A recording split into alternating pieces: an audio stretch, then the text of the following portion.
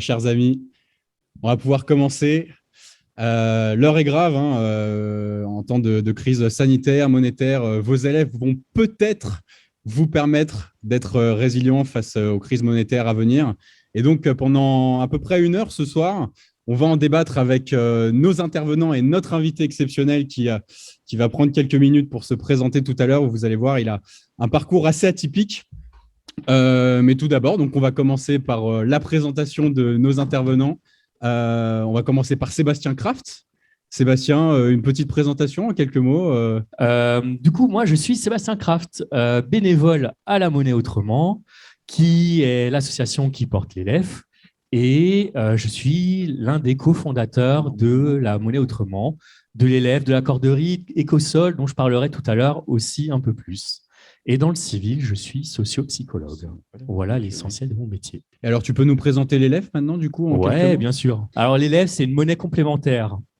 Déjà, juste dans la salle, est-ce que vous êtes au fait de ce que c'est une monnaie complémentaire? Juste, vous pouvez lever la main si vous savez à peu près ce que c'est. Comme ça permet de situer le débat. Oui, il y a une bonne proportion quand même. Ouais, c'est plutôt bien, merci. Ouais. Alors, une monnaie complémentaire, c'est quoi? Pas juste l'élève, mais il faut savoir qu'il y en a une cinquantaine en France, il y en a encore qui sont en création, il y en a qui ont déjà disparu. Mais une monnaie complémentaire, c'est une monnaie qui circule sur un territoire donné avec des adhérents et qui intègre des commerçants. Alors pour là, ça ne dit pas encore grand-chose, c'est simplement de se dire, c'est une monnaie qui circule à l'échelle d'un territoire identifié dans un réseau un peu identifié. Alors, les monnaies complémentaires, à quoi ça sert? De manière générale, ça sert à relocaliser l'économie, parce qu'évidemment, si vous avez 1 euro en poche, et j'imagine que Anis en parlera tout à l'heure, vous pouvez le dépenser chez le boulanger à côté, qui lui peut le redépenser sur le territoire, comme ça peut partir à l'autre bout de la planète sans avoir aucune maîtrise. Donc, une monnaie complémentaire, étant donné qu'il y a des coupons qui sont spécifiques, chez nous, l'élève, il reste sur le territoire qui est donné. L'autre point, et j'y reviendrai peut-être plus longuement dans les questions des débats, c'est de se dire que c'est recréer des habitudes sur un territoire. Il y a plein de gens qui disent mais l'économie, c'est extrêmement compliqué, c'est très éloigné, c'est quelque chose qu'on ne maîtrise pas et qu'on a abandonné. Et l'idée des monnaies complémentaires, au-delà de faire circuler de l'argent sur un territoire, c'est aussi redire aux gens, vous êtes capables de. Nous sommes capables ensemble de faire de l'économie au sens local, de créer de la monnaie et qui est utilisée chez nous. Et ce n'est pas déléguer ça à des gens qu'on ne connaît pas, qu'on ne voit pas. Et tout simplement, c'est réinterroger sur les questions d'économie. C'est quelque chose qui est tellement éloigné qu'on ne maîtrise plus, qu'on ne comprend plus. C'est juste se redire, c'est quelque chose qui est accessible et qu'on peut faire ensemble. Alors peut-être pour la monnaie autrement, revenir, c'est l'association La Monnaie Autrement qui porte l'élève. Et c'est intéressant de revenir à cet endroit-là avant de redire où en est l'élève aujourd'hui. C'est de se dire que c'est une association qui a été créée en 2011. Nous étions une douzaine de femmes et d'hommes à réfléchir autour de ces questions-là de l'économie, mais on n'était absolument pas des spécialistes. Et l'enjeu était là, c'est de se dire, mais comment on peut réapprivoiser cette économie? Et dès le début, on a dit, on ferait une monnaie complémentaire, une banque du temps, mais l'idée, ce n'était pas de jouer au comptable pour faire une monnaie. Ce qui sous-tendait notre réflexion, c'était une notion d'éducation populaire, comme j'ai déjà pu l'évoquer, comment remettre l'économie au centre et proche des citoyens, des usagers et des habitants. C'est retravailler aussi sur l'envie de faire ensemble et de se dire de créer des dynamiques collectives sur des territoires. Et enfin, de reparler d'économie de manière générale. Et c'est seulement à cet endroit-là qu'on a traduit les projets de La Monnaie Autrement. Donc, le premier qui est sorti, c'était la Corderie, qui est une banque du temps. Je ne vais pas rentrer trop dans le détail, mais vous échangez 1 heure contre 1 heure. Vous rendez un service d'1 heure, vous gagnez 1 heure, vous utilisez, vous perdez 1 heure sur votre compte. Un deuxième projet qui était Écosol, qui est la valorisation des gestes citoyens et engagé dans des associations bénévoles. C'est-à-dire que si vous étiez engagé de longue durée dans des associations, à l'époque, vous receviez un coupon Écosol qui vous permettait d'accéder à des services publics de manière à des prix plus faibles, voire gratuitement à certains services. Et un troisième outil au service de notre réflexion autour de l'économie qui était l'élève, et donc une monnaie complémentaire locale. Alors pourquoi je vous raconte tout ça? Ce n'est pas juste pour redire ce qu'on a fait, c'est simplement que la visée était de toucher les 3 sphères de la société. À travers la corderie, la sphère citoyenne, des échanges entre des personnes, des habitants. Le deuxième projet Écosol, c'était toucher la sphère de la société, du public, parce qu'on négocie avec la ville de Chambéry et l'agglo de Chambéry pour dire, eh ben voilà, rendez-vous compte qu'il y a des personnes qui sont engagées sur le territoire et qui rendent des services publics que vous rendez peu ou moins aujourd'hui. Et donc, il ne s'agit pas de rémunérer ces personnes-là, mais simplement de montrer que l'action était faite et que la collectivité s'inscrivait là-dedans. Et donc, la troisième sphère, qui est l'élève et qui nous intéresse ce soir, qui est de dire, eh ben, on touche la sphère marchande. Donc, la sphère citoyenne, la sphère publique et la sphère marchande. Voilà les trois sphères de la société. Et pour donner un petit topo de l'élève, et je finirai là-dessus, je suis dans le timing toujours. Oui, je Ça t'en va. prie, tu peux, vas-y. OK. Donc, l'élève, on a démarré en 2014. Donc, il a 7 ans cette année, premier cycle. Voilà, on avance vers un deuxième cycle. Quand on a démarré en 2014, c'était sur la place de la mairie, mois de novembre, il faisait super beau. On avait mis 10 000 élèves en circulation et ils sont partis en moins de 2 heures. On était en rupture de stock. Et aujourd'hui, le réseau a continué à croître, c'est-à-dire que nous sommes à 160 prestataires professionnels dans le réseau. Nous sommes environ à 500 usagers à jour de leur adhésion. Donc, si vous n'êtes pas à jour encore, faites-le, on peut le faire. Et on a environ 100 000 élèves qui circulent sur le territoire. Et donc, c'est quelque chose qui est intéressant aussi. Alors, quand on parle de 500 usagers, ça peut paraître peu, mais on le sait d'expérience, c'est qu'on a le double, voire le triple d'usagers réels de personnes qui ne mettent pas à jour leur adhésion, soit par oubli, ce n'est pas une question volontaire, etc. Mais on a des usagers qui sont fidèles et qui ne pensent pas à renouveler leur adhésion. Donc, c'est intéressant aussi d'avoir, au-delà de l'invitation à réadhérer, c'est aussi se dire, mais c'est quoi le nombre de personnes qu'on touche sur le territoire? Très bien, merci beaucoup Sébastien va en pour 5 cette minutes petite présentation de l'élève. Alors, on a un autre représentant de l'élève ce soir, Valentin Voisin. Valentin, est-ce que tu peux nous dire qui tu es, d'où tu viens? Bonsoir à tous, c'est bien Valentin. Moi, je suis éducateur sportif, donc j'ai rien à voir avec l'économie, j'ai rien à voir avec la création de l'élève, parce que toi, tu es quand même dans les fondateurs. Je suis à l'élève utilisateur depuis 3-4 ans, je dis ça comme n'importe qui, et je suis bénévole à l'association depuis une toute petite année, donc quelque chose qui m'intéressait fortement. Moi, j'adore les alternatives. Et ce soir, du coup, je parlerai d'une autre alternative qui est les crypto-monnaies. On essaiera de voir si ça peut être une solution ou peut-être pas du tout. Donc voilà pour moi. Très bien. Et enfin, nous avons Christophe Tollet, alias Papa Vigéré sur YouTube, c'est ça? Grand youtubeur économiste.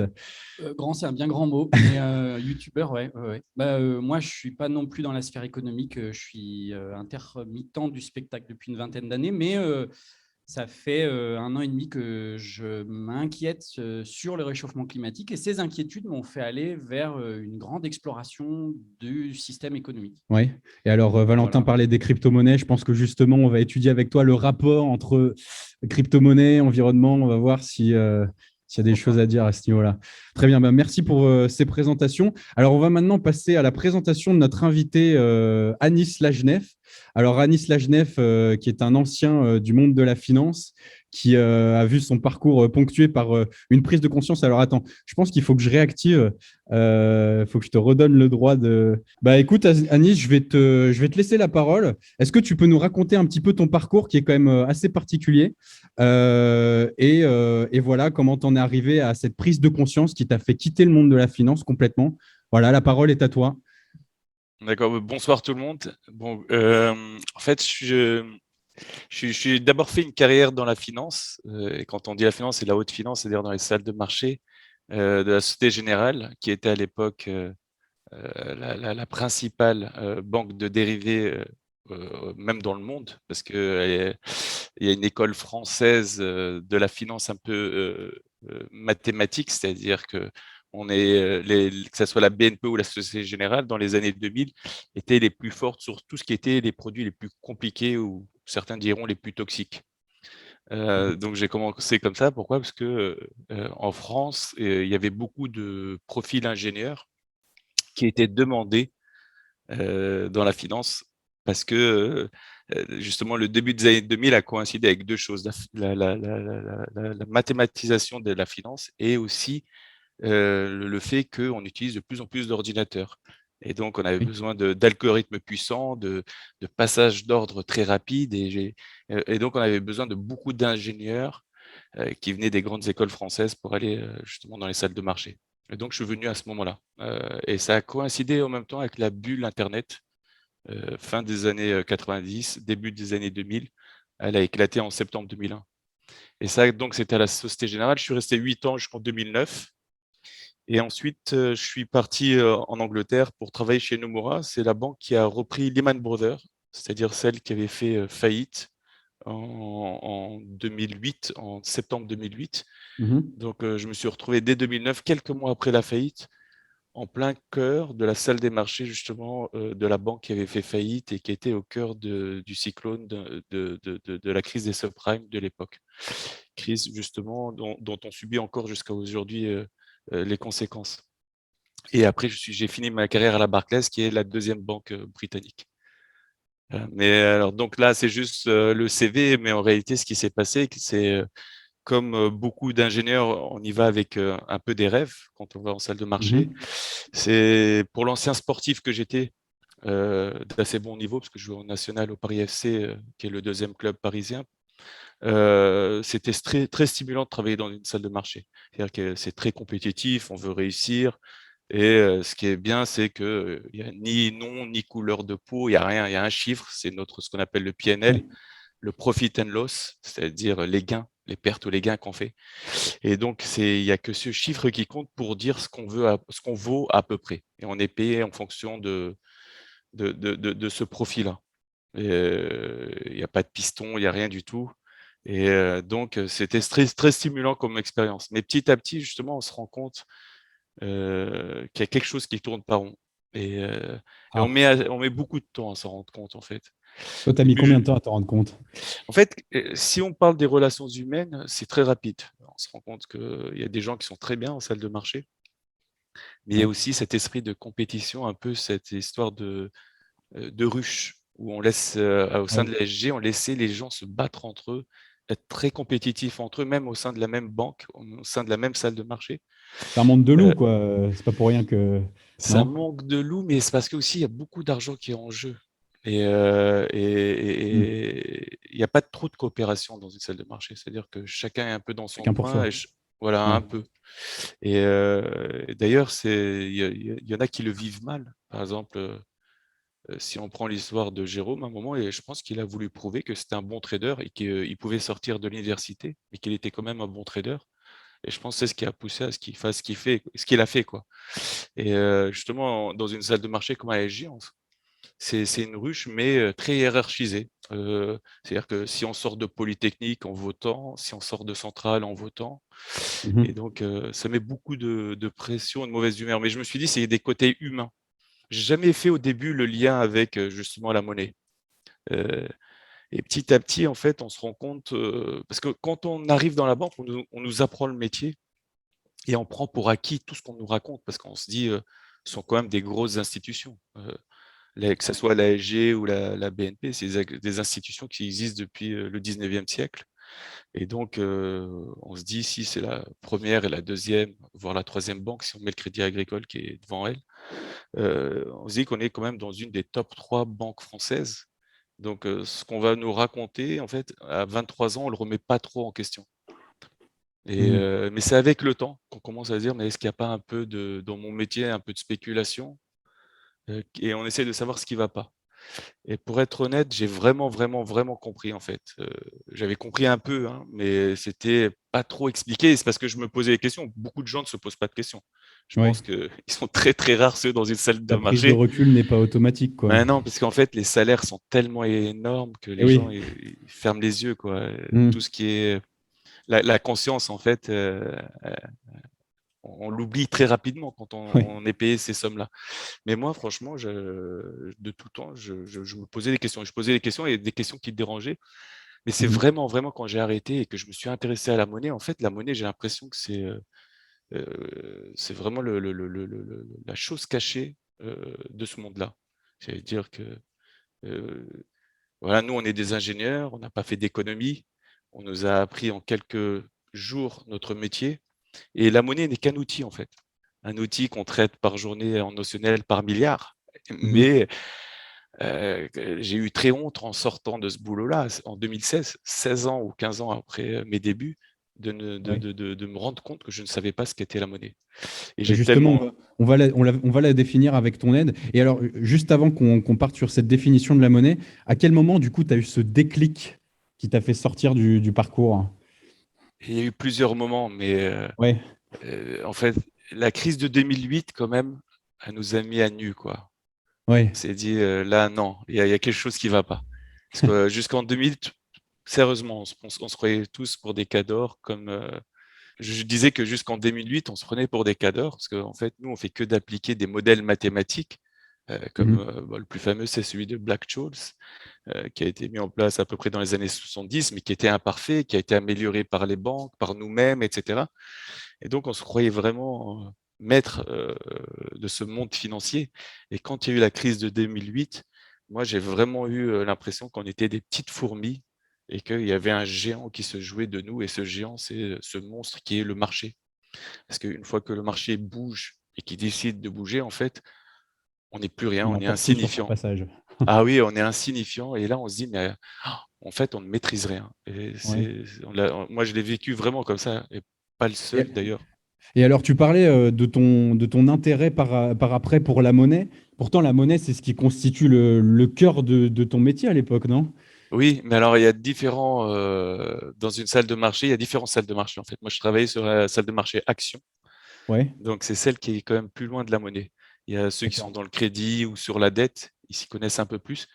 Et nous, on est quasiment tous ingénieurs et j'ai tellement eu honte qu'en fait, j'ai invité tous mes ex-collègues pour savoir s'ils savaient vraiment ce qu'était la monnaie. En fait, il n'y en a Ouais. aucun qui a réussi à me répondre. Bah, je pense que tu vas nous éclairer, nous aussi, ce soir, parce que, à part cette conception des billets et des pièces de monnaie qu'on a, est-ce qu'on sait vraiment fondamentalement ce que c'est que la monnaie, quoi? Alors, est-ce que tu peux nous donner ta définition avec l'expérience que tu as acquis toutes ces années? Avant de rentrer justement dans ce que j'appelle les deux monnaies et la hiérarchisation de la monnaie, Ouais, moi, dès que je me suis intéressé à la monnaie, en fait, je me suis dit, déjà, c'est un peu par chance, parce que en 2013, au sein de la Barclays, il y avait un jeune trader qui utilisait les serveurs de la Barclays le soir pour miner du Bitcoin. Donc, ça m'a poussé un peu à comprendre à peu près ce que c'était le Bitcoin, etc. ok. Mais je l'ai mis entre parenthèses et j'ai essayé de revoir ça en 2016, revoir un peu ce qu'étaient les cryptos, etc.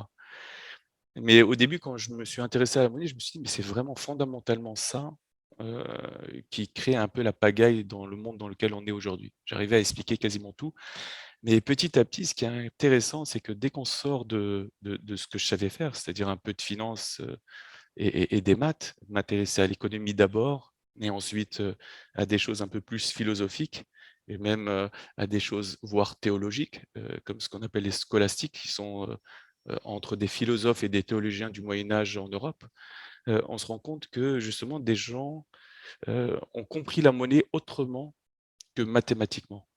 Alors que quand on travaille dans une salle de marché en finance de nos jours, C'est que des heu, maths.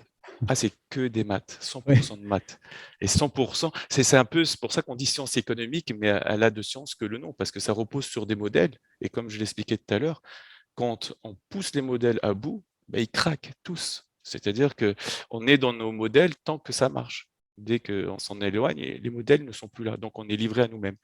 Et ce qui est marrant, c'est que je suis arrivé à cette notion, tout à l'heure, on faisait le lien entre temps et monnaie. Avec la ouais, banque de temps, vous étiez en train d'en parler, mais on se rend compte qu'en fait, la monnaie justement, ça emmagasine du temps, ça emmagasine de l'énergie. C'est-à-dire l'énergie des gens qui travaillent et notre temps. Et donc je suis arrivé à cette idée que la monnaie égale temps et en fait, on avait besoin justement de faire en sorte que la monnaie et la dette coïncident au final. Pourquoi? Parce que quand on endette les gens, en fait, on les emprisonne un petit peu dans cette culpabilité de devoir payer.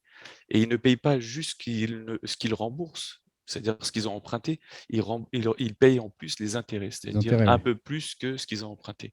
Mhm. Et si je devais te dire quel est le boulot du banquier en une phrase, c'est une sorte de magicien de nos jours, hein, avec une baguette magique, qui a ce pouvoir-là de ramener à aujourd'hui ce qu'on est censé gagner dans le futur. Et donc, il nous le ramène à aujourd'hui. Donc, il dit, bon, bah, je pense que vous allez gagner 300 000 euros dans le futur, sur les 20 prochaines années. Je suis prêt à vous prêter 100 000 euros pour vous acheter votre appartement. Et donc, il nous le ramène aujourd'hui. Donc, c'est super sympa jusqu'à là. Parce que, comme tous les êtres humains, on est impatients et notre vie est courte et on veut prendre toujours de l'avance sur le temps. Mhm. Mais le problème, c'est qu'en plus de ça, ils demandent des intérêts. Alors aujourd'hui, c'est très bas les intérêts. Mais à l'époque, par exemple, en 2008, sur une première mensualité, quand on payait un crédit qui était lissé sur la première mensualité, 60% du premier paiement était justement consacré au remboursement des intérêts. Donc voilà, D'accord. ça c'est juste pour expliquer qu'il y a un lien entre monnaie, temps Et le temps, ouais. et en fait notre vie, en fait, le temps de notre vie. Et donc, mais pour revenir à la monnaie, c'est alors on a parlé des monnaies locales tout Mhm. à l'heure et peut-être qu'on va revenir dessus, mais si on veut parler dans la zone euro, il y a deux types de monnaies. Alors les gens vont dire non, il n'y en a qu'une, c'est l'euro. En réalité, il y en a deux. Il y a ce qu'on appelle la monnaie centrale, c'est celle qui est émise par la Banque centrale européenne, la BCE, Mhm. qui n'est rien d'autre, la Banque centrale, parce que pour que les gens comprennent, parce que des fois on me demande mais pourquoi la Banque de France existe vu qu'il y a la BCE. La Banque centrale n'est rien, ni plus ni moins que la somme de toutes les banques centrales selon le poids qu'elles ont dans la zone euro en termes économiques. Euh, c'est ce qu'on appelle le capital key, donc la clé de répartition. Et à titre d'information, la France a un poids de 15% dans la Banque Dans la centrale BCE? européenne. Voilà. Ouais. L'Allemagne, c'est 20%, et un petit pays comme la Belgique, c'est 2,5%. Voilà. D'accord. En gros, la Grèce, encore moins, c'est autour de 1,5%. Donc, et cette BCE a le pouvoir de créer à partir de rien ce qu'on appelle la monnaie centrale. Ce sont des euros centraux. Et qui a le droit d'utiliser cette monnaie-là? Il n'y a que les banques commerciales qui ont, elles, un compte à la Banque centrale européenne. Mhm. Donc, c'est vraiment, il faut voir la monnaie, l'euro, à deux niveaux. Le premier niveau, c'est le niveau au-dessus, c'est celui de la Banque centrale européenne et toutes les banques commerciales. Alors, il y a juste une petite exception, c'est que quand on utilise des pièces et des billets, c'est de la monnaie qui est émise par la Banque centrale.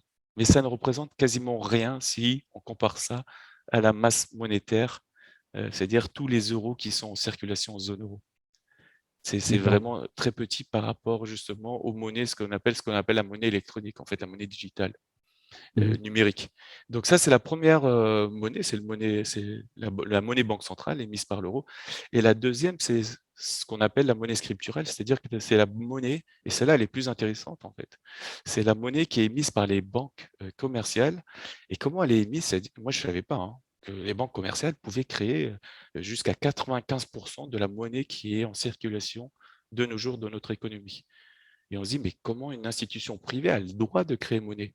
Parce que quand on demande aux gens qui ne savent rien du tout de l'économie, ils se disent c'est l'État qui crée la monnaie. Et ceux qui sont un peu plus évolués vont dire bah, c'est la banque centrale qui crée la monnaie et après elle la prête aux banques qui, elles, vont les prêter aux ménages, aux entreprises, aux multinationales, etc. et aux États.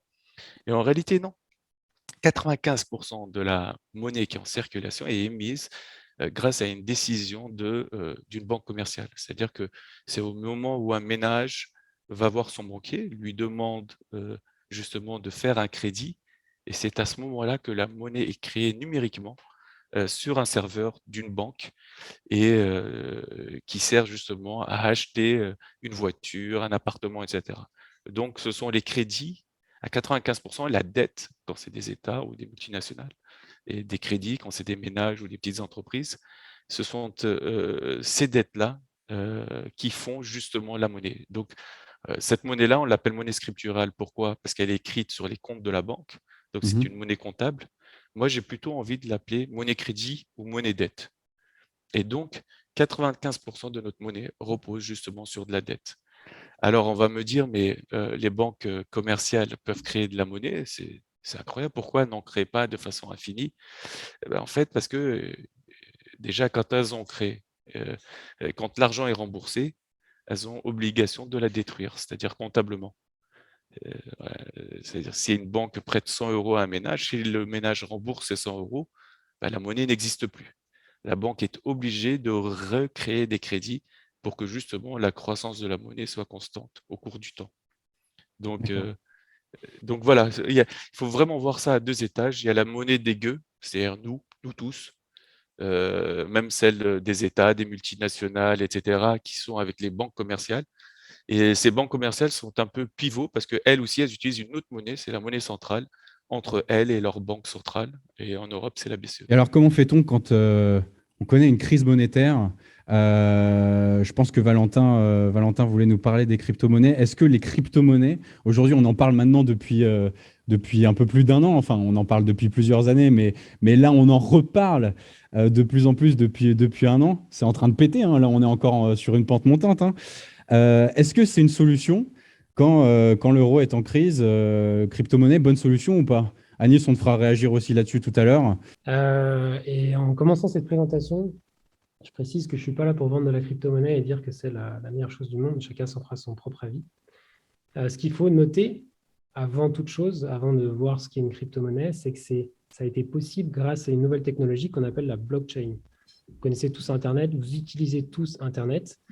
Internet nous permet de nous échanger de l'information et on va considérer que la blockchain, ce qui va nous permettre de valider les informations, les données. Donc, on parle du Bitcoin avec des validations de transactions entre deux personnes, et on pourrait très bien avoir tout un tas de secteurs. Là, j'ai mis échange financier, justice, gestion des données. Je pense qu'il doit être coupé. On doit avoir quelques lignes en dessous.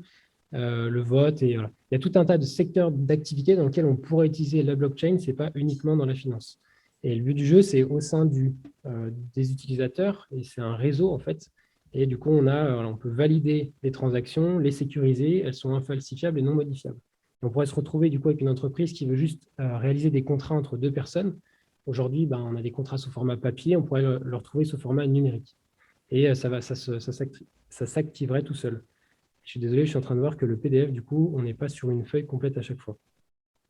Je l'explique de façon vraiment très simple et très schématique. Est-ce qu'il y en a qui connaissent les cryptos dans la salle? Levez la main comme les monnaies locales. Il y en a 2, 3. Est-ce qu'il y en a qui possèdent des cryptos par levée de main? Ah ouais, ouais, non, il y en a très peu en fait. J'aurais dit plus. D'accord. Donc, je vais rester très, très simple. Et puis, ceux qui veulent en discuter plus, je ne l'ai pas dit pendant la présentation, j'ai une chaîne YouTube aussi, Valentin Voisin. Je parle des crypto-monnaies, je parle d'investissement. Et le but du jeu, j'ai une problématique avec le capitalisme et la finance, un peu comme l'avait Anis tout à l'heure. Lui, peut-être quitte ses fonctions de trader. J'essaye de commencer à jouer là-dessus en me disant, est-ce que j'arrive à lever des fonds? Je ne suis pas du tout en accord avec ce que je fais, dans le sens où je vais lever de l'argent que je n'aime pas, mais derrière, pour le réinjecter dans d'autres projets, parce que quelles sont nos solutions? On a plein de solutions pour trouver de l'argent, mais c'en est une. Voilà. Chacun s'en fera son idée. Et je ne suis pas là pour dire que c'est la meilleure. Revenons du coup sur notre blockchain. Elle va nous permettre d'avoir du coup un système décentralisé. Donc là, à l'écran, on a un système centralisé. C'est très simplifié. Une personne A veut envoyer de l'argent à une personne B. Elle a besoin de la banque. Tant qu'on n'a pas la banque pour valider qui est la première personne et la seconde, dire si la première a bien l'argent pour l'envoyer à la seconde, eh bien, la banque ne validera pas cette transaction. Du coup, la blockchain, est-ce qu'elle va nous permettre, justement, c'est de dire que toutes les personnes qui font partie du réseau peuvent prendre part à la validation de ces données. Donc, de transactions, on parlait de Bitcoin tout à l'heure, ou des données dans n'importe quel cas, je parlais de justice, de vote et compagnie. Du coup, toutes les personnes vont aussi avoir l'information des transactions de tout le monde. Ce qui n'est peut-être pas le cas au sein de la banque. Peut-être que Crédit, je ne vais pas citer des banques, pardon. Peut-être qu'une banque A n'a pas les informations de la banque B. Elles ne vont pas se les interchanger, alors que là, tout le réseau aurait les mêmes informations. C'est juste un système qui est totalement différent, et le but du jeu serait potentiellement de retrouver de l'autonomie. Ce que citait Anis tout à l'heure avec les banques, la Banque de France, la Banque centrale européenne, voire aux États-Unis la Fed, ces banques-là, elles décident comment est-ce qu'elles émettent leur monnaie, mais au niveau citoyen, on n'est pas vraiment consulté. Même si on vote pour un gouvernement, on n'a pas vraiment notre droit de parole là-dessus, et du coup, les crypto-monnaies, à la base, le but du jeu, ce serait justement de proposer à tout le monde de se faire l'avis ils essayent de développer le projet dont ils ont envie. Donc, on est sur quelque chose de très démocratique, en fait, là. Justement, la base est là-dessus. La base, c'est la démocratisation. C'est l'idée initiale. Et après, il peut y avoir des dérives. Et oui. Et juste pour refixer la monnaie, en complément de ce qu'il disait Anis, à la base, on a Aristote qui disait qu'il fallait que ce soit une valeur de compte, une réserve de valeur, et puis que ce soit, pardon, j'ai oublié, je ne l'ai même pas noté, peu importe. En gros, on a tout un tas de choses. Moyen d'échange. Je mettais un... Ouais, mais c'est un moyen d'échange, bien sûr. Il est transportable, il est divisible, il est unique. C'est notre billet actuel, en fait, qui nous permet toutes ces choses-là. Et on peut se poser la question, du coup, si nos crypto-monnaies vont pouvoir nous amener les mêmes choses. Eh bien, par exemple, quand on dit que notre billet il est unique, il a son petit code, ce que j'entourais en haut à gauche, notre crypto-monnaie, notre Bitcoin, il est aussi unique et il est aussi divisible, il est aussi transformable et compagnie. La chose qui va changer, c'est que les échanges sont libres, du coup, de ce que je disais d'une institution financière comme les banques. Le fonctionnement, il est autonome par les personnes qui sont utilisatrices du réseau, un petit peu comme le fait l'élève, en fait, c'est exactement la même chose. Et il essaye de contrôler son émission monétaire. Je le montre juste après. Et en fait, sur l'élève, on est un petit peu sur le même cadre, sauf que l'élève, aujourd'hui, est adossé à l'euro. Il est obligé, du coup, de respecter la réglementation qui lui est imposée. Mais il n'empêche que c'est quand même une alternative vraiment très intéressante. Je mets comme ça 3 grosses problématiques. Je pourrais m'en parler pendant des heures, et ce n'est pas forcément le but de la soirée. Mais en gros, au niveau des problématiques de liberté, on a aujourd'hui des personnes donc, qui ont créé ces monnaies. Si demain, la Banque Centrale Européenne se met à créer sa propre crypto-monnaie numérique, c'est une possibilité, ou ça pourrait être une entreprise, comme ici j'ai mis Facebook, qui avait ce projet-là, projet qui a capoté, ils ont voulu en créer d'autres. Il y a tout un tas d'initiatives qui sont faites par des entreprises. Le jour où ces personnes, ces entités essayent de créer ce genre de crypto-monnaie-là, elles vont pouvoir contrôler toutes les émissions, voir toutes les transactions qu'on va pouvoir réaliser entre les uns et les autres. Et selon moi, ça pourrait apporter des problématiques un petit peu de liberté, ce qu'on n'aurait pas justement en échangeant des billets simplement avec les DEF. Et c'est déjà un projet avec la Banque Centrale Européenne, non? Et même en Chine, avec le yuan. Alors voilà, si on veut des précisions, le yuan s'est déjà lancé. Il y a eu, je n'ai plus le nombre en tête, mais c'est déjà des millions d'utilisateurs. Ça s'est fait très rapidement. À savoir que la Chine, forcément, a donné une participation aux citoyens. Et l'euro numérique, c'est prévu pour 2025. Donc, c'est dans les standards. Ils sont un petit peu en retard par rapport aux autres pays. Et ils doivent accélérer parce que le jour où les autres pays utilisent ces crypto-monnaies numériques, ça pourrait poser des problématiques sur les marchés financiers. Mais Donc, si je comprends bien, selon toi, un euro numérique, c'est une bonne solution? C'est quelque chose de bien, pas bien? après, est-ce que je suis là pour donner mon avis perso? Moi, je dirais Ah bah non. oui, hein, on veut savoir. À titre perso, je ne le verrais pas d'un bon oeil, justement, parce que moi, ce que je venais rechercher en m'informant sur les crypto-monnaies au début, c'était cette idée de pouvoir de faire partie d'un réseau et de le développer par rapport aux idées qu'on a. Si on n'est pas d'accord avec tel réseau, le Bitcoin, eh ben, on va sur un autre réseau où on crée sa propre crypto-monnaie. Le but, c'est de gagner un petit peu d'autonomie. Et du coup, donc, je mettais la centralisation, contrôle des populations. C'est quelque chose, voilà. Moi, j'aime bien les alternatives, la liberté, et peut-être que vous aussi. Une autre problématique, c'est la concentration de la valeur. Là, c'est juste pour le cas de Bitcoin, des crypto-monnaies, il y en a 13 300, quelque chose comme ça, qui était noté sur le site hier soir, quand je relisais les chiffres. Toutes les lignes bleues qu'on a du coup sur l'écran, c'est ce qu'on appelle le halving. À ce moment-là, le Bitcoin va diviser son émission monétaire par 2. Les bitcoins qui sont émis, ils vont être donnés aux personnes qui vont valider les transactions qu'on va appeler des mineurs. Ils ont des gros ordinateurs, calcul informatique très puissant et qui est très énergivore. Je le schématise vraiment très simplement. Et du coup, plus on avance dans le temps, moins il y a de bitcoins qui a été mis sur le marché. Du coup, moins il y en a sur le marché, plus il est rare. À terme, il n'y en aura que 21 millions. Ce sera en 2140. Donc, en gros, il y a beaucoup de personnes qui, aujourd'hui, spéculent sur cet actif en se disant que ça montera à l'infini, parce que 21 millions, il n'y en a pas assez pour tous les habitants de la Terre. Et peut-être que Anis nous en dira un petit mot là-dessus. C'est très représentatif du coup du fonctionnement de l'or aussi. Et du coup, moi, j'aimerais bien utiliser une monnaie alternative. Peut-être que là, au sein d'un épargnant moyen qui a une problématique face à l'inflation, ça peut être intéressant d'avoir une monnaie qui ne perd pas de valeur dans le temps. Mais au final, quand on voit la prise de valeur Bitcoin aussi importante, aujourd'hui, celui qui n'a pas de Bitcoin, eh bien, demain, il sera pauvre parce qu'il y en a d'autres personnes qui en ont acquis des sommes phénoménales.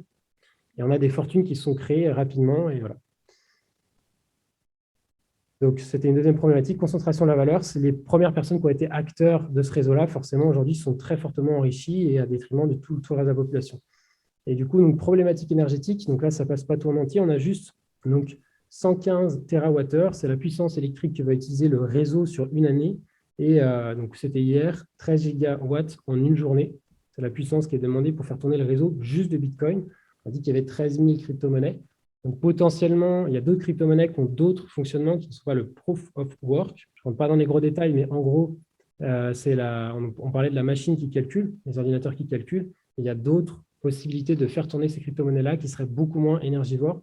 Et, Ouais, Christophe est un spécialiste, je pense, du coût énergétique des crypto-monnaies. Christophe va nous faire ça dans 2 secondes et je montre juste le petit tableau qui est en dessous, Et il va nous en parler, ouais, qui après. est du coup, plus on avance dans le temps, donc en 2014, on voit une petite bosse. Donc, les pics qu'on avait au début au niveau des prix, plus les prix montent, on a des petites bulles. Donc, on en a eu une en 2011, on en a eu une en 2013, en 2017. Et puis là, on arrive à la prochaine bulle en 2021. Et à chaque fois qu'on a des pics, forcément, il y a beaucoup d'utilisateurs, beaucoup d'acheteurs. Et du coup, eh bien, on a cette courbe qui augmente et puis on ne sait pas quand est-ce qu'elle va s'arrêter. Du coup, ça pourrait poser problématique. Et est-ce qu'on introduit Christophe tout de suite ou est-ce que je finis en 2 secondes? On peut. Oui, bah, tu finis très très rapidement et après on pourra passer la parole à Christophe. C'était du coup le clin d'œil à ceux qui connaissent les cryptos. Là, on a 4 crypto-monnaies qui sont présentées. Celle qui a un D, c'est le Dogecoin. C'est une blague. Elle a recopié Bitcoin. Il a pris des valeurs juste incroyables. Certains pensent que c'est une révolution monétaire. D'autres pensent que c'est une arnaque. Je vous pose la question, vous en ferez votre propre avis avec ce que j'ai pu présenter. Même si, comme tu disais tout à l'heure, socialement, on a quelque chose, on a de l'idéologie qui était à la base de réfuter les marchés financiers, de proposer quelque chose de différent. Et je terminerai juste avec, pour moi, l'élément fondamental, en fait, c'est la confiance qu'on a entre les utilisateurs. Qu'on soit à la base, il y a des milliers d'années, on était sur un échange de coquillages. Aujourd'hui, si demain on s'échange un bitcoin ou peu importe, des euros, ou là j'avais mis une petite pièce d'or aussi, ce qui compte, c'est que les personnes qui utilisent cette monnaie-là, elles se fassent confiance les unes aux autres. Et du coup, bien, est-ce qu'on se ferait confiance autour d'une monnaie numérique? Chacun s'en fera son idée. Donc plusieurs problématiques, concentration de valeur et un coût énergétique quand même non négligeable. Hein. Christophe, toi, tu as bien étudié la question, je pense.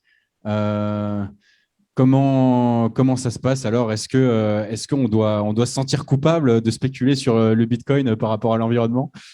Alors, dis-nous, l'environnement, les cryptos. Ouais, je vais avoir besoin des mains parce que là, dans les vidéos que je fais sur YouTube, je fais beaucoup d'illustrations. J'utilise beaucoup de tableaux, beaucoup de choses qui permettent d'avoir des notions d'échelle.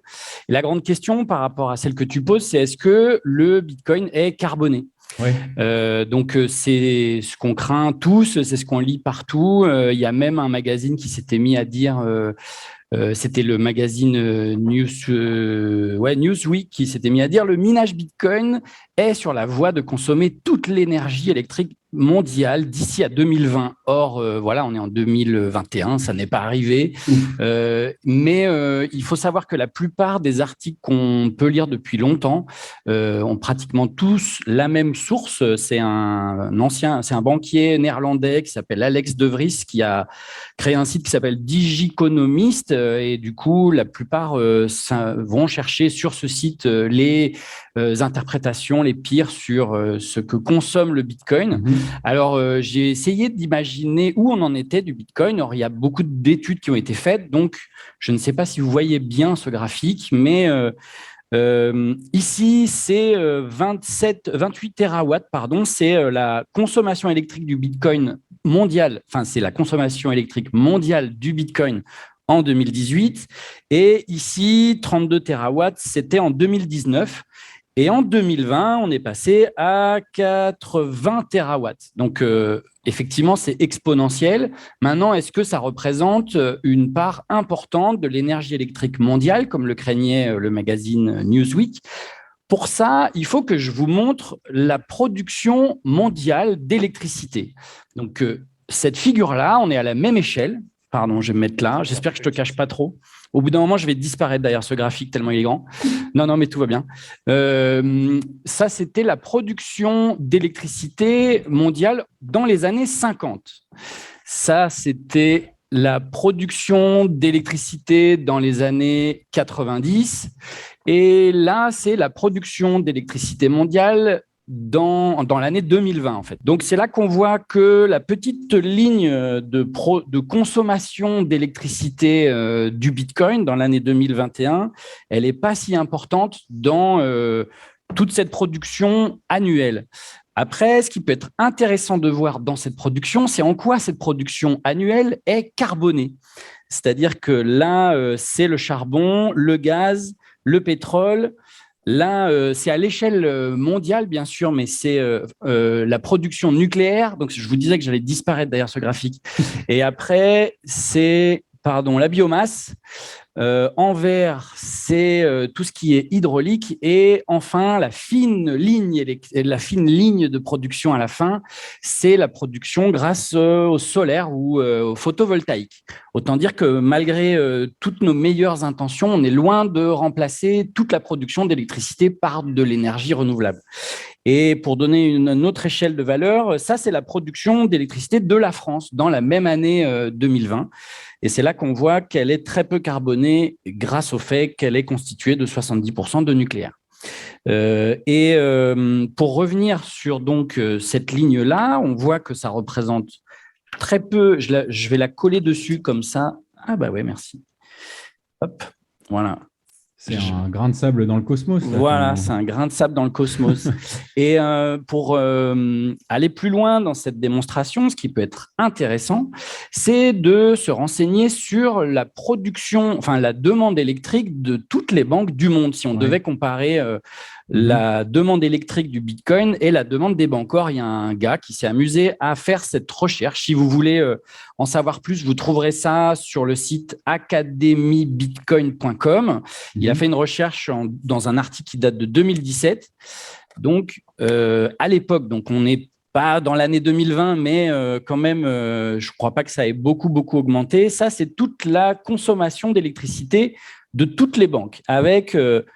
vous ne voyez pas bien, vous êtes un petit peu loin, mais il y a une fine bande sur le côté qui correspond à toute la consommation d'électricité des serveurs des banques. Au centre, c'est tout ce que pourrait représenter la consommation d'électricité de toutes les agences. Et sur le côté, la consommation électrique de tous les distributeurs de billets de banque.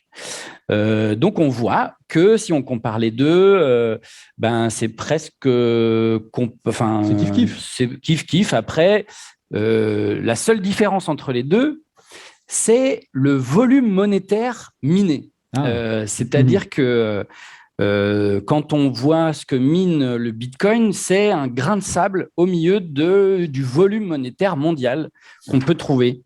C'est exactement ce volume-là, en fait. Ça, c'est tout ce rectangle, tout ce carré jaune, ça représente 89 000 milliards d'euros qui circulent dans le monde. C'est tout ce qu'on peut trouver comme argent dans le monde. Et le Bitcoin, donc le petit carré rouge qui est là, ça correspond aux 18 millions d'unités de Bitcoin. Or, à l'époque où j'ai fait ces recherches, le Bitcoin valait 39 725 euros, ce qui équivaut à peu près à 715 milliards d'euros.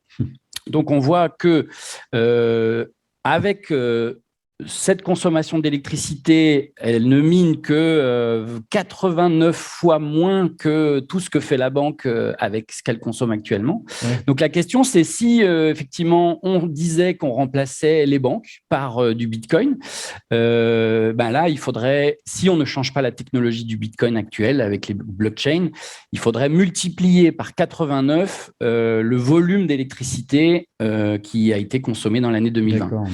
Ce qui équivaudrait à exactement toute la surface de l'énergie produite par du gaz, autrement dit, ce volume bleu, en fait. Donc, il faudrait qu'on ait encore un petit peu plus d'électricité produite. Or, il faut savoir que dans cette problématique du réchauffement climatique, il faut au contraire qu'on baisse nos consommations. Et oui. Voilà. C'est peu de le dire. Voilà. Donc, le Bitcoin comme valeur refuge, oui, mais bon, quand même, gros problème, il faudrait trouver un grid Bitcoin, en fait. Alors, je sais pas si c'est possible. Il est peut-être question d'une évolution de la technologie du Bitcoin. On en avait parlé parfois. Mais voilà, je voulais juste rappeler des chiffres. Ça veut pas dire que c'est carboné, mais ça veut pas non plus dire que c'est pas carboné. Faut savoir que ça représente ou ça peut représenter énormément de terawatts dans notre production d'électricité mondiale. Anis, peut-être un petit mot sur ce qui vient d'être dit sur le Bitcoin. Déjà, ton avis par rapport aux crypto-monnaies. Est-ce que, effectivement, en temps de crise monétaire, pourquoi pas une valeur refuge intéressante ou au contraire, pas top, quoi? Oh, il y a tellement à dire. Déjà, juste pour commencer, quand on présente le Bitcoin comme une avancée, en fait, la première des cryptos était l'or. Donc, pour moi, c'est juste un retour en arrière. La première crypto était l'or? Bien sûr, parce que l'or, alors je vais faire une petite démonstration très rapide. Oui. Je ne sais pas si elle va vous convaincre, mais en gros, si Satoshi, là, quand il a voulu et qu'il a pensé au Bitcoin, donc c'est celui qui, Satoshi soi-disant, a créé Nakamoto. voilà, je pensais plutôt à une organisation plutôt qu'un individu. Oui. Donc, en fait, ils ont essayé de répliquer les qualités de l'or. Quand ils ont commencé à 18 millions et à la fin, il y en aura 21 millions. Et Mhm. donc, c'est une quantité finie et c'est une monnaie qui est libre de dette, c'est-à-dire qu'elle n'est pas adossée à une dette ou un crédit comme je l'ai expliqué tout à l'heure avec l'euro. Et donc, quand on veut regarder combien il y a d'or qui a été produit ou extrait depuis la nuit des temps, en réalité, il y en a eu entre 150 000 et 180 000 tonnes. Et quand on regarde ça en mètres cubes, justement, si on devait mettre tout ça dans un cube et qu'on essaie de calculer l'arête, c'est incroyable, c'est un chiffre qui est tellement petit, c'est 21. Et en fait, c'est un cube d'une arête de 21 mètres. Donc ça tient quasiment dans une surface de réparation et un peu plus, quoi. D'accord. Donc tout l'or du monde tient dans un cube d'une arête de 21 qui fait à peu près 9000 mètres cubes. 21 fois 21 fois 21. Ok. Et en fait, pourquoi je compare l'or au Bitcoin? Parce que, un, il est en quantité limitée, et deux, aussi, il est libre de dette. Et donc, au 19e siècle, on a une bataille entre ce qu'on appelle ce qu'on appelle la banking school, c'est-à-dire ce sont des banquiers ou des économistes qui poussaient pour la monnaie dette, la monnaie crédit, face à ce qu'on appelle la currency principle. C'est des gens qui disaient que l'or ou l'argent, la monnaie devait être tout le temps adossée à l'or ou l'argent. Pourquoi? Parce qu'il y avait une valeur tangible et une limite justement à la création monétaire. Parce que la dette, il n'y a aucune limite à la création de monnaie par la dette, alors qu'il y en a une quand c'est l'or ou l'argent. Mais en fait, cette bataille, elle a duré quasiment 100 ans. Et en 1971, c'est la fin des accords de Bretton Woods, c'est-à-dire que le président américain à cette époque, Nixon, est arrivé et il a dit, bon, vous savez, tout le système mondial qui est né en 1944 via les accords de Bretton Woods, qui dit que en gros, le dollar est adossé à l'or et toutes les monnaies sont fixes par rapport au dollar, ben, vous savez quoi? Hop, ça n'existe plus. Donc le dollar maintenant, il est adossé à rien du tout. Et donc, c'est la fin de ce qu'on appelle la monnaie libre de dette qui est adossée à l'or. Et ça a duré 40 ans jusqu'à la crise de 2008. Et fin octobre, le 31 octobre 2008, justement, il y a eu cette mise en place de cette monnaie qui est le Bitcoin, qui n'est rien d'autre qu'un retour d'une nouvelle bataille entre la monnaie libre de dette et la monnaie dette. Et on est en train de vivre ça depuis 13 ans. Et voilà, donc après, en termes écologiques, moi, ce qui me fait vraiment, vraiment peur, c'est pas le Bitcoin, c'est plutôt la monnaie dette. Parce que, en fait, il y a un lien il y a un lien entre la monnaie dette et l'écologie. Pourquoi? Parce que, justement, la nature exponentielle des taux d'intérêt sur laquelle repose la monnaie, donc je répète encore une fois, la monnaie ne peut être créée que s'il y a un crédit ou une dette avec taux d'intérêt. Et donc le fait qu'il y ait des taux d'intérêt à payer aux banquiers fait en sorte qu'on doit être constamment en croissance. C'est mathématique. C'est-à-dire que si à un moment on décroît et on détruit de la monnaie, on n'aura pas assez pour payer les intérêts. Donc cette monnaie doit être constamment en croissance. Il n'y a rien qui la limite. Alors que quand la monnaie était adossée à l'or ou à l'argent, il y avait au moins des stocks physiques qui limitaient cette création monétaire. Mais depuis 71, il n'y a plus rien qui limite la création monétaire. Donc, les industriels, les multinationales, etc., les États dépensent, tout le monde dépense allègrement grâce à cette monnaie dette et on puise dans les ressources. Et quand on regarde les graphes, tous les graphes, que ce soit de la monnaie, du carbone, de tout, même des graphes qui, on peut penser qui n'ont rien à voir, par exemple le graphe des suicides ou des anxiolytiques qui sont pris dans le monde ou tous ces petits graphes-là, tous ces graphes-là explosent et deviennent exponentiels de la même façon que la monnaie est exponentielle. Et donc, il faut revenir justement à une monnaie qui soit limitée. Alors, est-ce que c'est le Bitcoin la solution? Valentin en a parlé. Moi, ce qui me pose vraiment problème avec le Bitcoin, c'est qu'on va passer d'un extrême à l'autre. Alors, je vais essayer d'expliquer ça rapidement. C'est ce que j'appelle la thésaurisation et que tout le monde appelle la thésaurisation. Oui. Ce qui est bien avec la monnaie dette, qui est émise par les banques commerciales, elle a plein de mauvais côtés. C'est-à-dire que c'est la banque commerciale qui va décider à qui prêter cet argent. Donc, elle peut décider de prêter plus de 50 milliards d'euros à Drahi, à un seul homme. C'est celui qui possède en ce moment BFM, par exemple, ou Altis, ou SFR. Donc, Il a elle une va fortune de combien, lui, déjà? Tu as un chiffre lui, il a qui peut nous emprunté, faire souffler? oui, il a emprunté à peu près entre 50 et 60 milliards et il a une richesse entre 8 et 10 milliards. Et donc, c'est ça qui pose problème, c'est que socialement, les banques peuvent prêter aux mêmes personnes et surtout, elles peuvent prêter à des projets qui peuvent être mauvais en termes de carbone.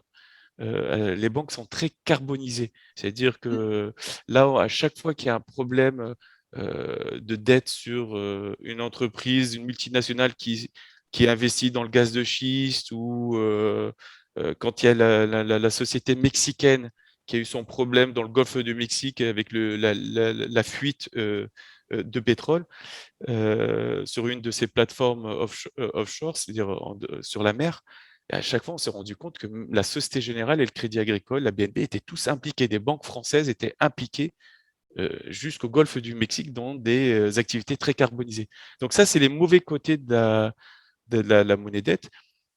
Mais il y a quelque chose de bien dans la monnaie dette, c'est que comme ça repose sur le crédit, c'est une monnaie de flux en fait. L'argent, il ne peut pas être thésaurisé. C'est-à-dire que si vous avez 50 000 euros et que vous le gardez dans votre compte, si vous ne l'investissez pas, eh ben, vous allez avoir une érosion de cette monnaie par l'inflation monétaire. Et à qui profite cette inflation monétaire? Elle profite aux banquiers qui vont en tirer d'abord ses intérêts, mais aussi à ses clients, à Drahi, à Arnaud, à tous ces quadras qui vont acheter 5 Airbnb au centre, dans les centres-villes, etc.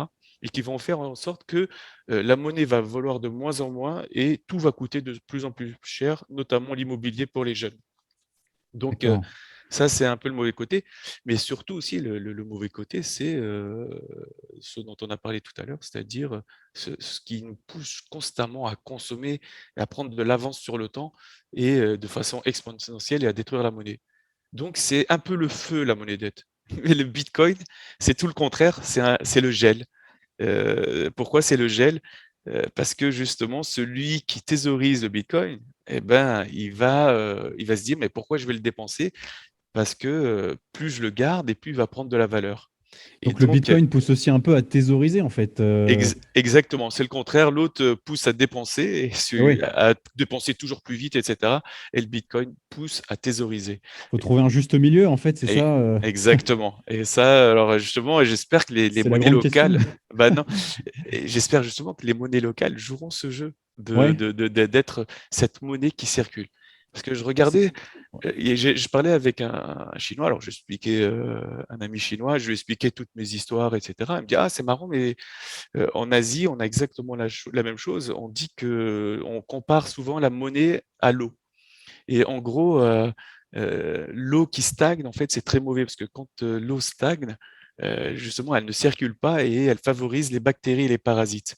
Et ce que disent les gens en Chine, etc., dans ce qu'on apprend aux jeunes, c'est que la monnaie doit circuler et qu'elle devienne comme l'eau courante. Justement, il y a ce mot de Mhm. courante, c'est-à-dire qui court, qui circule. Pourquoi? Parce que on libère de l'énergie.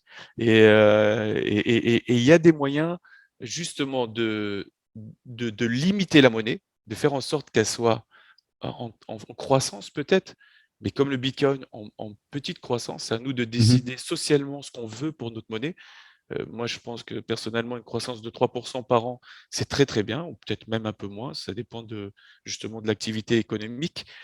Mais il faut, pour que l'argent ne soit pas thésaurisé, il faudrait faire en fait reprendre l'idée de Silvio Gesell qui a dit que toutes les marchandises rouillent, s'oxydent, pourrissent, moisissent, etc. Ben, il faut faire en sorte qu'on ramène l'argent au niveau des marchandises. Et comment Ouais. on fait ça? On fait ça grâce à ce qu'il appelle la fonte, c'est-à-dire que les monnaies soient fondantes. C'est-à-dire que, et les monnaies locales, elles peuvent justement utiliser des Alors, protocoles ouais, tu peux parce qu'elles nous sont expliquer fondantes. ce concept de monnaie fondante? Alors, c'est quoi la monnaie fondante? On va prendre un cas très. Je ne vais pas parler de l'euro ou quoi que ce soit, parce que quand je réfléchis à la monnaie fondante, moi, je réfléchis au niveau de l'euro. Mais si on prend une monnaie locale, on peut se dire qu'on peut voir la monnaie locale comme un réseau. Voilà, je rentre dans un réseau local. Donc moi, si je suis, un artisan, ou un commerce et cetera, je me dis: «Je rentre dans ce réseau, je vais utiliser une monnaie qui va favoriser justement, les échanges sociaux au niveau local» et donc qui dit local dit écologique aussi, la plupart du temps.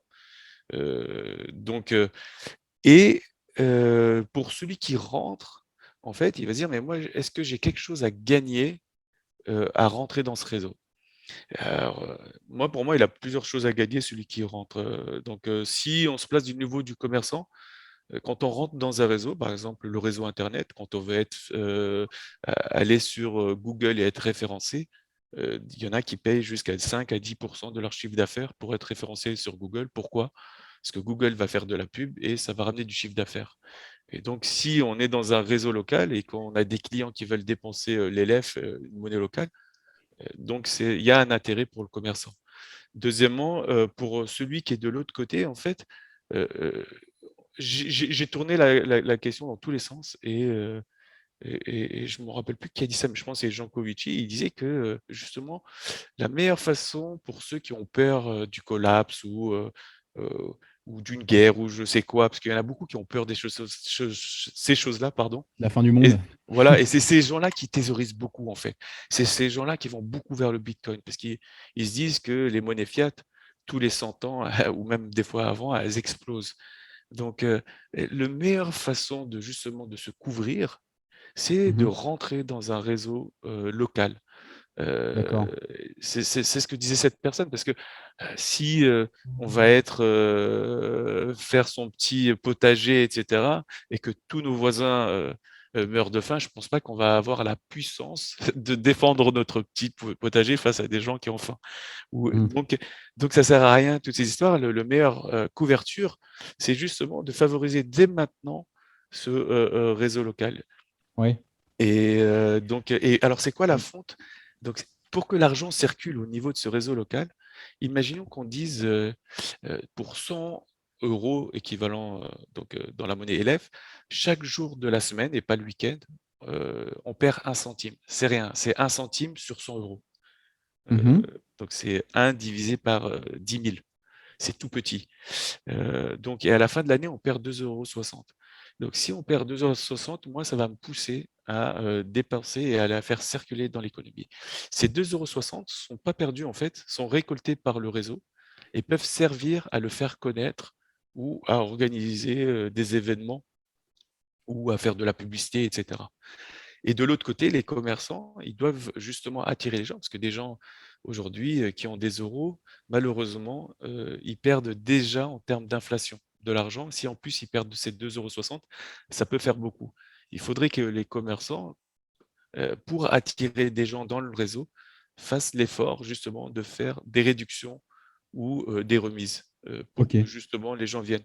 Et c'est dommage, alors il y a des choses qui ne sont pas possibles, et parce que c'est au niveau de l'État que ça se décide, mais on a à chaque fois on parle de TVA réduite, quand il s'agit,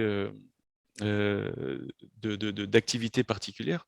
Moi je pense que ceux qui, utilisent les monnaies locales, vu que c'est local, devrait profiter justement, sur la production locale et les services locaux d'une Mhm. TVA réduite, ou voire même de 0 TVA. Parce qu'on n'arrête pas de parler d'écologie, on fait beaucoup de greenwashing, nous disant que la solution au niveau de la Banque centrale européenne ou, des banques commerciales. C'est pas vrai, c'est que du marketing. La solution, c'est justement, est-ce que c'est normal que, une société très carbonée qui ramène, de la marchandise d'Australie ou des fraises du Chili, est-ce que si elle paye 20 de taxes, de TVA, est-ce que c'est honnête alors que quelqu'un qui va donner, qui va faire de l'aide à la personne ou quoi que ce soit peut, lui Mhm. aussi payer, une taxe aussi importante ou, des impôts aussi importants? Alors, Donc Sébastien, du coup, là, il y a beaucoup de choses qui ont été évoquées, l'aspect réseau, l'aspect carboné. Est-ce que, du coup, les monnaies locales peuvent être vraiment ce compromis entre l'effet un peu pervers et incitateur à toujours dépenser avec la monnaie dette, l'aspect un peu thésaurisation avec le Bitcoin. Est-ce que les monnaies locales peuvent représenter un peu cet entre-deux et apporter aussi l'aspect réseau dont nous a parlé Anis à l'instant? Tu me donnes combien de temps? On a 1 heure? Oula. Alors, on va avoir. Oui, il va y avoir quelques questions aussi à la fin. Donne-moi un Si on timing. prend en compte les questions, on va dire, allez, max 10 minutes. Et là, j'ai 5 minutes pour parler alors? 5-10 minutes. Ok, d'accord. Synthétique. Déjà, reposons. Merci pour l'intervention, pour vos interventions respectives. Effectivement, la question, je reprends un peu à rebours et après, je viens à ta question. Je t'en prie, d'accord, bien sûr. en posant 2-3 éléments dans le contexte. La fonte, c'est un outil qui est fort intéressant parce qu'à l'inverse des intérêts, les intérêts s'écrit ex nihilo. La fonte, c'est sur un volume constant et on peut puiser dans ce volume constant. Donc déjà, il y a quelque chose d'un réancrage dans la réalité qui est absolument important. Le deuxième point, c'est la question de l'énergie, effectivement, autour de l'économie. C'est quelque chose qui est central. C'est-à-dire qu'aujourd'hui, quand on regarde l'économie, en fait, elle est aussi substituée ou très corrélée à la question de l'énergie. L'évolution du prix du pétrole, on voit l'évolution du coût de pétrole unitaire, du baril, on voit l'évolution au cours du temps et on voit l'économie qui suit exactement la même courbe, mais le prix du pétrole précède la question du PIB ou de la production du PIB. Et c'est fort intéressant de se redire, l'énergie, c'est central dans notre société et on ne peut pas penser à une économie sans énergie. Et pour redonner un peu quelques ordres de grandeur, en faisant des calculs, les banques moyennes en France, enfin la valeur moyenne de l'euro en termes d'émissions de gaz à effet de serre en France, est-ce que vous avez un ordre de grandeur? Chaque euro que vous stockez en moyenne, combien il émet de gaz à effet de serre? Allez, des chiffres. 100 grammes, ok. Un petit kilomètre en voiture, plus, moins. Sur la Lune, c'est environ, la moyenne, c'est 500 à 600 grammes de CO2 émis par euro que vous stockez. Qu'est-ce que ça veut dire? Ça veut dire que pour chaque euro que vous avez à la banque, quelle que soit la banque, c'est des moyennes françaises, la pire étant la Société Générale. Avant, c'était le Crédit Agricole, mais ils prennent le record les uns derrière les autres, donc tout va bien. Ils sont montés jusqu'à 800 grammes. C'est l'équivalent de 6 à 7 km parcourus en voiture. Pardon, 4 à 5 km parcourus en voiture avec le parc moyen automobile français. Qu'est-ce que ça veut dire? Théorie, vous avez 100 000 euros en stock en banque. Il vaut mieux vous acheter à 70 000 euros une Porsche et faire tourner le moteur 24 heures sur 24, 365 jours sur 365. Vous émettrez le moins de gaz à effet de serre avec ça qu'en laissant votre argent à la banque. C'est juste pour donner des ordres de grandeur en disant attention, l'économie, c'est quelque chose qui est absolument gigantesque. Je me permets de te couper. Excuse-moi, est-ce que c'est lié aux investissements que fait la banque? C'est ça? C'est pas lié à sa consommation d'énergie? Non, c'est clairement lié aux investissements que fait la banque. La banque, pour générer vos intérêts, mais Anis va me confirmer ou me contredire derrière, c'est-à-dire qu'elle doit investir dans des industries, entre autres, qui génèrent le plus de revenus et le plus de bénéfices. Ces industries-là sont principalement les industries liées à l'extraction de toutes les énergies fossiles et fissiles, l'armement, voilà, et puis l'industrie pharmaceutique, qui ne sont pas les industries les moins polluantes de la planète non plus, comme vous le savez. Donc là, l'euro se prend une grosse claque dans la figure avec tout ce que tu nous dis. Et je viens après à tes questions. Ah ouais. Valentin, tu voulais Exactement, compléter? c'était juste le chiffre peut-être que voulait donner Anis tout à l'heure et qui va te suivre aussi, c'est nos banques, elles investissent en moyenne à 70% dans les marchés actions dans les énergies fossiles. 70%. Et on pense, nous, que notre argent est bien gardé en banque. Et les crédits qu'elles octroient, c'est 40% sur les énergies fossiles. Donc c'est colossal. Et moi, c'était justement une des premières questions que je me suis posée, mais il faut absolument que je sorte mon argent d'ici et qu'est-ce que j'en fais derrière? Bon, est-ce que je peux répondre juste Vas-y, Anis, je t'en prie, si tu veux rebondir. Alors, c'est ça qui est vicieux. Ils ne veulent pas laisser parler des monnaies complémentaires. On y vient, on y vient. Non. Alors, juste une seconde, parce que c'est justement pourquoi il faut aller vers les monnaies complémentaires, justement. C'est que quand on confie son argent à la banque, c'est ça qui est... En fait, ils ne travaillent même pas pour nous, ils travaillent pour eux-mêmes. C'est-à-dire qu'ils ne touchent pas à notre argent officiellement. Ils ont le droit d'en créer à côté. Ils ont créé, en fait, mais si c'est juste une construction de l'esprit, parce qu'ils vont dire, bon, on ne touche pas à votre argent et ne vous faites pas de soucis, votre argent est garanti jusqu'à 100 000 euros. Ce qui n'est pas vrai d'ailleurs, parce que c'est un fonds de garantie qui a à peine 4 milliards, alors qu'il y a sur les comptes à peu près 1500 milliards. Donc c'est vraiment une goutte d'eau Mais en réalité, ils ne travaillent pas les intérêts pour nous, ils les travaillent pour eux. C'est ça qui est dangereux. Et quand ils perdent de l'argent avec cet argent qui a été créé de nulle part, qui est en fait le miroir de notre épargne, on se dit, bah là, ils vont perdre de l'argent. Même pas. En 2008, ce sont les États qui les ont aidés d'abord, puis la BCE. Et en 2020, ça a été la BCE directement qui s'est mis à imprimer à tout va. Et aujourd'hui, que ce soit la BNP ou même des assureurs comme AXA, ils savent même plus quoi faire de leurs milliards et ils se mettent à racheter leurs propres actions pour les détruire, ce qu'on appelle le rachat d'actions. Donc, D'accord. vraiment, le fait que la monnaie soit centralisée, sur des nœuds surdominants comme la BCE, la Société Générale, la BNP, etc., fait en sorte que on perd, nous, un peu de notre pouvoir. Et l'idée, c'est de tout ce qui ramène justement à, à décentraliser l'économie et à la mettre à plat et à en faire une économie horizontale. Sont il faut vraiment que tout le monde y participe. Tout à l'heure, j'ai dit qu'est-ce qu'on a à gagner, mais ne serait-ce que ça. C'est parce que des fois, on ne fait pas le lien entre monnaie et démocratie. Mais une fois que la monnaie est concentrée entre les mains et une fois que ce sont des institutions privées qui ont le pouvoir de créer de l'argent et de le prêter à qui elles veulent et de le prêter à Drahi qui va derrière acheter BFM TV, RMC, etc., ou le prêter à Bolloré qui va acheter CNews, etc.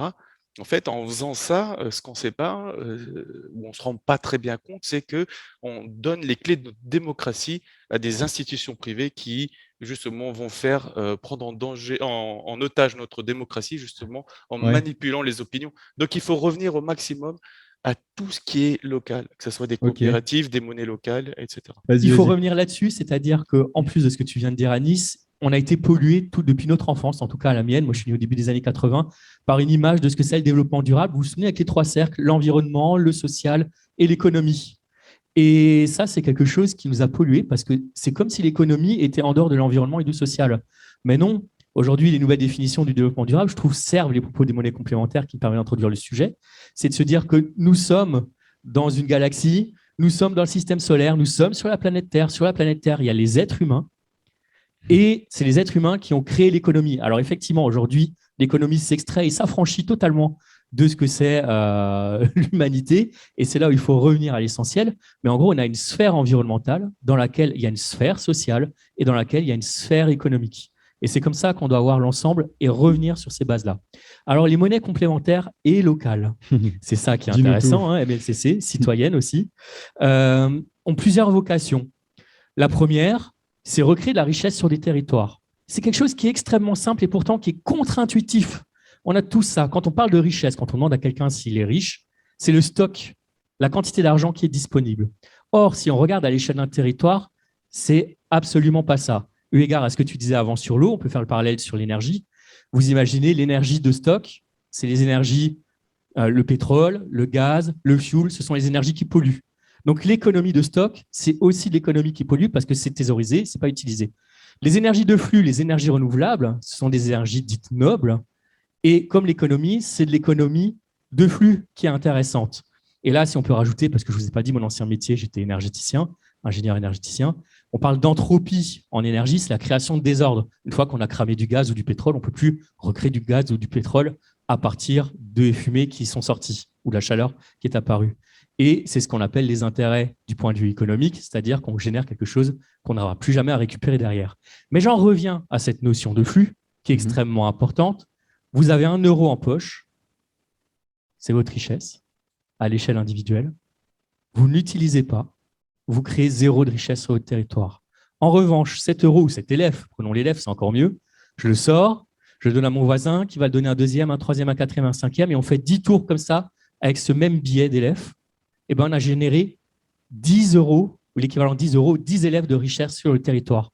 Et donc, la notion de richesse, si on la considère comme ça, elle est totalement déconnectée de la quantité d'argent qui est disponible. Et les monnaies complémentaires servent à ça. C'est-à-dire que statistiquement, on le voit, elles sont utilisées 3 à 4 fois plus que l'euro que vous avez en poche.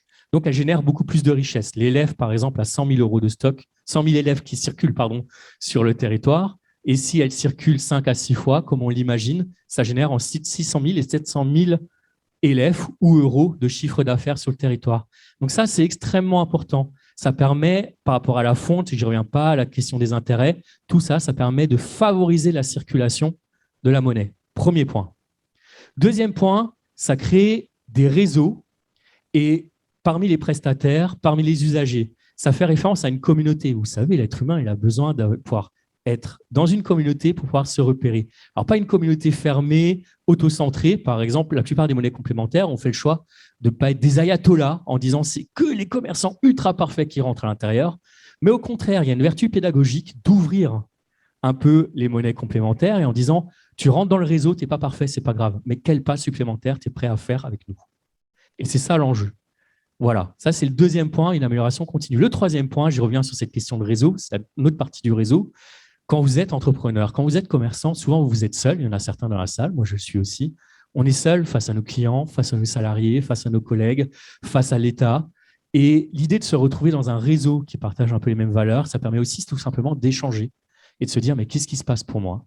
De lâcher. Parce qu'évidemment, on réfléchit toujours au niveau du cortex en se disant intellectuellement qu'est-ce qui se passe, mais on vit aussi, on est des êtres humains, on vit des émotions, on a des doutes, des certitudes, des envies, et tout ça, c'est comment on le crée, le partage.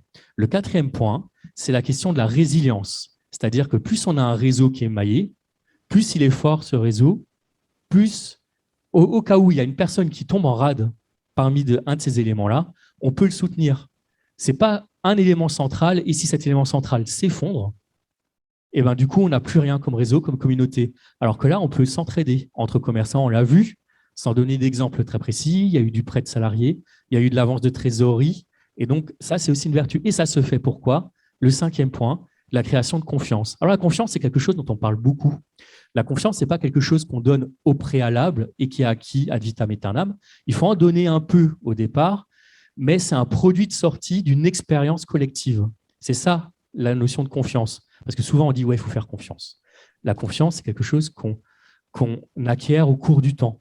Et du coup, la pratique collective, l'animation de ces réseaux-là, le fait que vous soyez là, que vous puissiez en discuter, c'est comme ça qu'on crée la confiance. Et cette confiance-là, on ne peut pas le faire avec quelqu'un qui est à l'autre bout de la planète, mais parce qu'on l'a en tête-à-tête. Quelquefois, on est en visio. Malheureusement, on a eu la période Covid. Mais là, l'enjeu, il est aussi de pouvoir se redire on est ensemble, côte à côte, et on peut discuter. D'ailleurs, les monnaies complémentaires qui marchent le mieux d'un point de vue de la dynamique bénévole citoyenne sont celles où l'épicentre est situé à 20 km des personnes les plus éloignées parce qu'il faut pouvoir se déplacer si on veut de cette dynamique-là. Voilà, donc ça, c'est un des enjeux. Il y en a d'autres encore, c'est la question de la démocratie.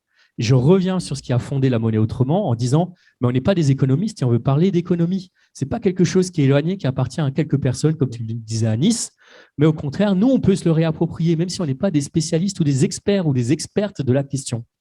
Et il y a cette notion de démocratie en disant on peut recréer un réseau sur lequel on a prise et on peut changer les règles du jeu en cours de route. Les LEF, on a changé plusieurs fois les règles du jeu. Par exemple, quand vous donniez 20 € au démarrage de l'élève, vous receviez 21 élèves.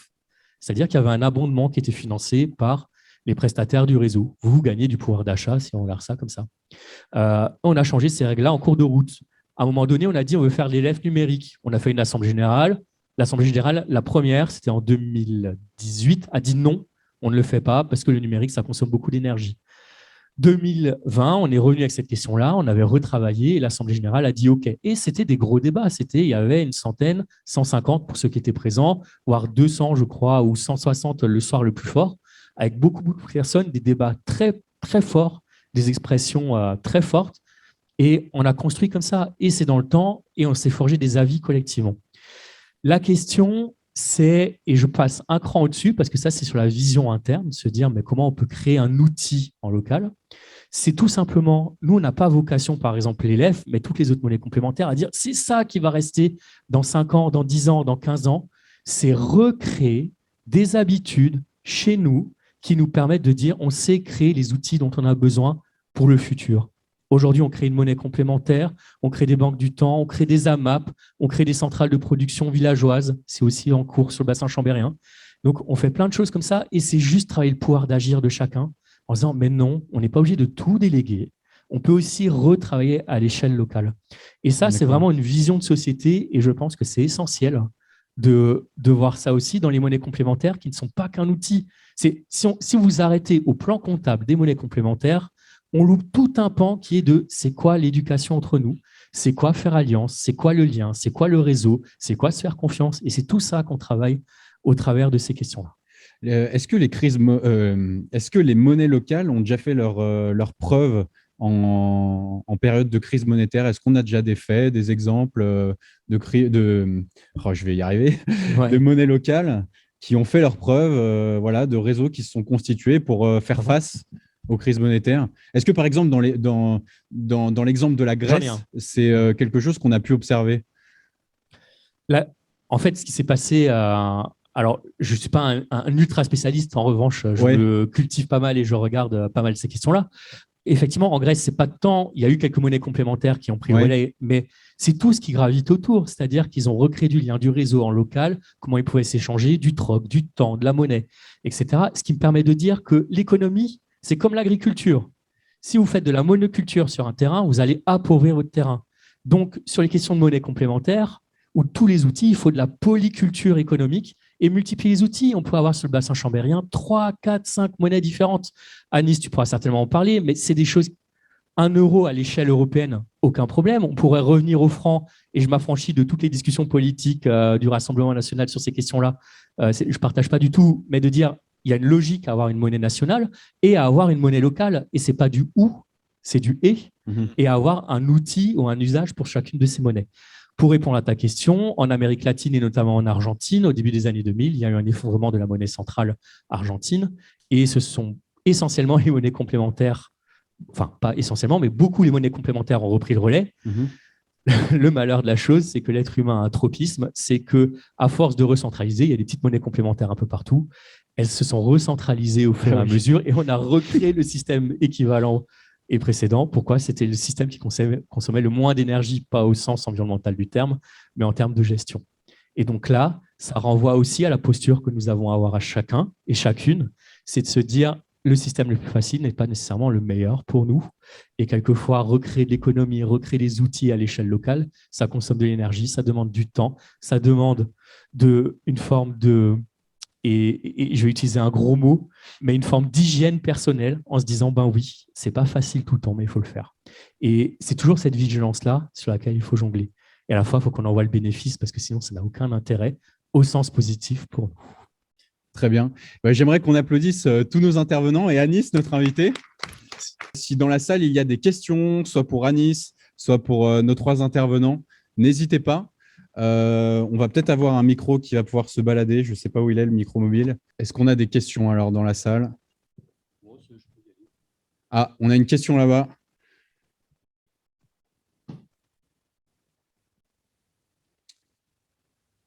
Bonjour, et puis merci pour l'intervention, c'était très intéressant. Moi, j'ai une question. Est-ce que c'est possible de créer une crypto-monnaie version locale, par exemple, une blockchain version locale? Valentin, tu veux t'y coller? Effectivement, on a le Léman. Donc, pour ceux qui voient le lac Léman, ce qui est très intéressant, c'est qu'ils ont réussi à créer en plus une monnaie locale qui est sur 2 pays, la France et la Suisse. Elle est sur les 2 du coup, monnaies euro et le franc suisse, et qui est créée sur la base d'une blockchain. Et du coup, comme c'est une blockchain en proof of work, avec ces machines qui calculent, on a une notion énergivore qui est relativement importante. Mais ça existe déjà, et du coup, c'est une question qu'on peut se poser. Il faut qu'on règle justement ces problématiques énergétiques. Si c'est réglé, peut-être que c'est une solution. Ça répond à ta question? Futur investisseur crypto local. Deuxième question. Justement, juste pour dire, le but du jeu de la monnaie locale, ce serait aucune prise de valeur. Pas de spéculation. Pas de spéculation. Ok. Monsieur, pardon, excusez-moi. Merci. Bonsoir, merci à vous tous.